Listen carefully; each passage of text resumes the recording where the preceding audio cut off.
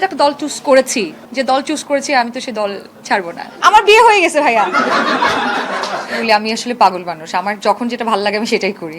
একটা জীবন, ছোট্ট জীবন, এই ছোট্ট জীবনে যদি আমি বৃক্ষ হতে আসি নাই যে এক জায়গায় শিকড় গড়ে এক জায়গায় থেকে যাব। আমি পাখি মানুষ, আমি পাখির মতো আকাশে উঠতে চাই, অনেক কিছু দেখতে চাই, এক্সপ্লোর করতে চাই, অনেক জীবন যাপন করতে চাই, দুনিয়ার কোনা কোনা ঘুরতে চাই, আনন্দ করতে চাই, দুঃখ পেতে চাই। এই তো আপনার ইসিজিতে দেখেন যখন flat line, that means you are dead. ECG যখন এরকম এরকম হয়, that is your life. So লাইফে কখনো আপনি একদম গ্রাউন্ড টাচ করবেন, কখনো আপনি হাই হবেন, এটা that means your life. So কখনো আমার আপস হবে, আমি এটা আমি ফেস করতে চাই, এটা এনজয় করতে চাই অ্যাকচুয়ালি। আমি কখনোই এক রকমের নিরবিচ্ছিন্ন সুখও চাই না, নিরবিচ্ছিন্ন দুঃখও চাই না।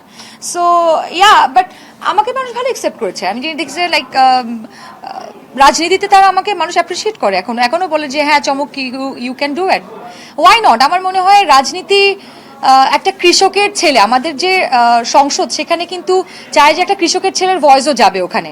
সর্বশ্রেণীর সর্বস্তরের মানুষ যখন আসলে কনসার্ন হবে দেশ নিয়ে, আপনি কখনোই একটা সচেতন নাগরিক হিসেবে অরাজনৈতিক হইতে পারেন না।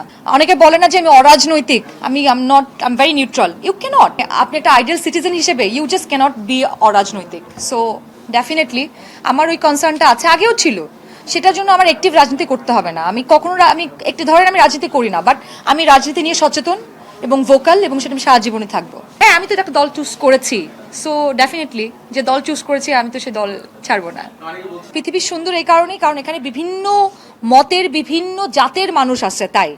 অ্যান্ড আমি প্রত্যেকটা ধর্ম, প্রত্যেকটা মতামত, প্রত্যেকটা বিশ্বাসের মানুষকে সম্মান করি, এবং আমি বিশ্বাস করি let them live their life, let us live our life, এবং let's not judge, let's not judge anybody.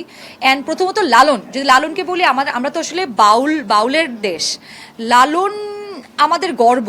So আমার মনে হয় লালনে আমি যদি 100 বার যাওয়ার সুযোগ, আমি 100 বারই যাব।